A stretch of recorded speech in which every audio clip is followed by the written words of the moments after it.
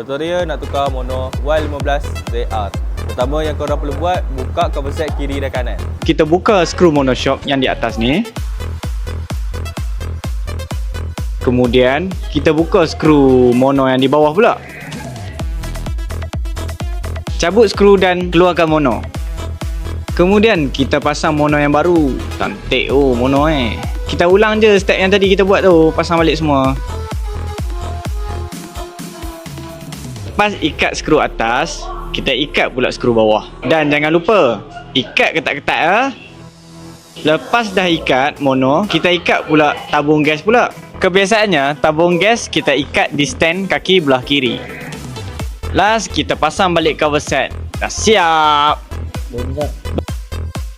Itu saja tutorial tukar mono daripada saya. Barang pertanyaan boleh komen di bawah. Nak servis atau baiki motosikal anda boleh walk in ke kedai Walong Training Kuala Kasar.